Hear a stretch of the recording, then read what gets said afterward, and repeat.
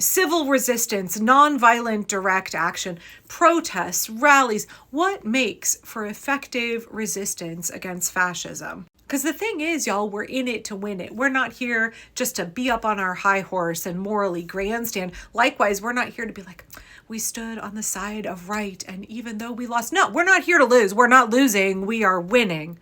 And that means that the sacrifices that we are making of our life hours, of our money, of our resources, maybe some of us are going to lose our freedom and go to jail. Maybe some people might not live through this. Those sacrifices have to be worth it. They have to yield a result. In permaculture, we say obtain a yield. If you're not getting a yield out of your expenditure of labor, then what the fuck are you doing? If we're not engaging in tactics that are pushing us closer to our goal of toppling the authoritarian regime and instituting a stable government, and then also our long-range goal of getting the kinds of reforms and justice that we, the American people, need and deserve, then what the fuck are we doing? We're in it to win it. We are in it to, I'm not here to dick around. I'm here to win.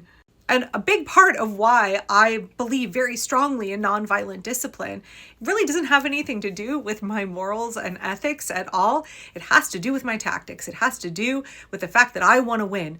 I see nonviolent direct action, and there is so much evidence that nonviolent resistance is not only a moral and just choice. And again, no hate at all, not dogging on people who come to this position because they feel that it aligns with their convictions, right? No hate to those folks. That's awesome. I'm glad you're here. Let's organize together. But I personally have come to a position of nonviolence, of civil resistance, because it's a winning strategy. And that doesn't mean that everything that we try, all of the direct actions we undertake, or all of the ways that we're trying to push back are going to universally be effective, right? We're going to have hiccups. We're going to try and throw things at the wall and they're not going to stick. I'm sorry I'm gesticulating so much. This is why I knit, y'all, because otherwise I hand talk all of the time. Okay, so for me, when I look at whatever kinds of tactics we're undertaking, when I look at the sacrifices that we're making, I understand that they have to move the needle. They have to advance our cause. They have to get us closer to the end goal, or maybe get us all the way to the end goal of stopping the regime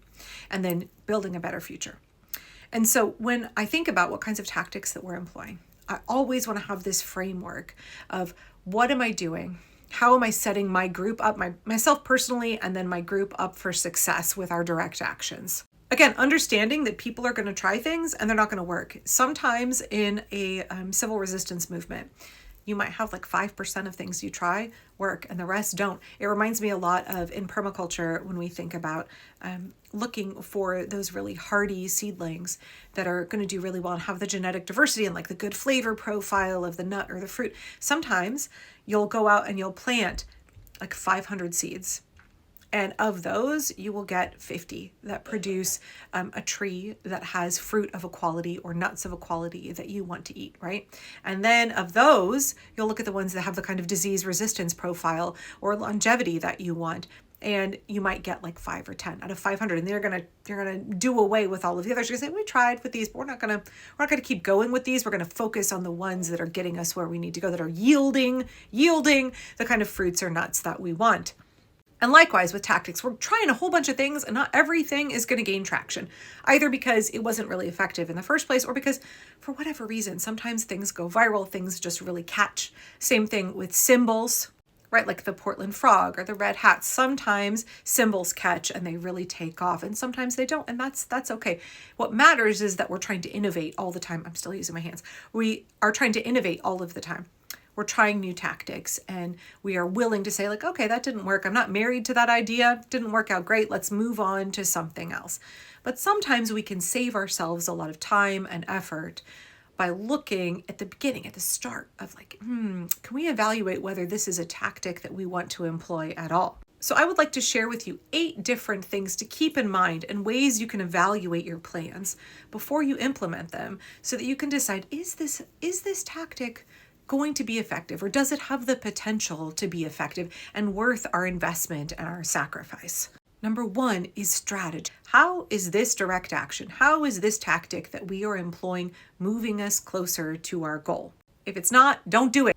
Now, as we're crafting or evaluating our tactic, and I go through the rest of these, understand that they're going to be interconnected. So it's not like you check one off and then go to the next one. They all have this kind of interplay with each other. So the next one is, who is the target of this action?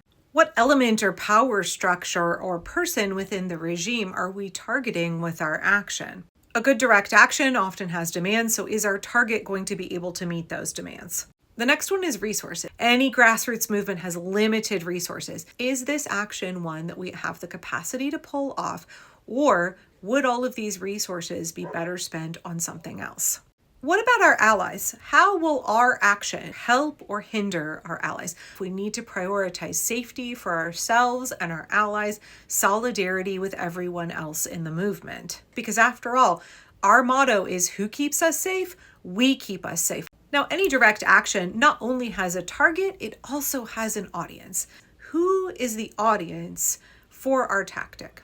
We are engaging in a PR campaign more often than not when we undertake these direct actions. The way that social media can spread information like wildfire, that's helped us get around corporate legacy media and state-controlled media and be able to get our message out. Next is timing. Can we organize and pull off our tactic in a timely way that meets the news cycle, that meets the current moment and what the regime is doing? Are our actions going to be timely? And not only that, are there more ways that our group could be more nimble, more mobile, and be able to quickly put together responsive actions? And we're considering, again, how these interplay with each other. Our target and our audience matter very much when we are considering the tone. Are we going to be jubilant? Is this a joyful protest full of tactical frivolity like all of the folks down at the Portland ice facility? Is this something solemn? Those are going to have to be deliberate choices. The tone that we set, that's important. That's important for making sure that we reach our target and we reach the audience around it. And that leads me to the last one. After tone, we need to think about the message. What is it that we're trying to tell people, y'all? What is the message, both for the target, and that message includes demands for the target, and also for the audience around the target? What is it that we are actually wanting to communicate, and how can we make sure that we do that effectively? I know one of the criticisms of some nonviolent protests or rallies is that there's not a demand. There's not a clearly articulated demand. The message was kind of muddied, or there were too many things that people were protesting about all in one space. It's good to have a clear message, establish what the tone is for that message, and make sure that and again, the message could be multi-layered, right? So the message for the audience and the message of the target, those can be different, but they need to have the appropriate tone and a clear communication of your demands or expectations. And all of those things work together to help us craft effective nonviolent direct action. We're making sure that our tactics are moving us closer to our goal. They're not hindering us. Some of them will be more successful than others. Some of them will be an outright dud. But if we can put some planning at the forefront and really think carefully through what we're doing, right? Be really, really thoughtful with our plans. We can make sure that our limited resources are spent in a way that gets us closer as quickly as possible, that advances our cause as quickly as possible. Okay, I hope that was helpful for y'all.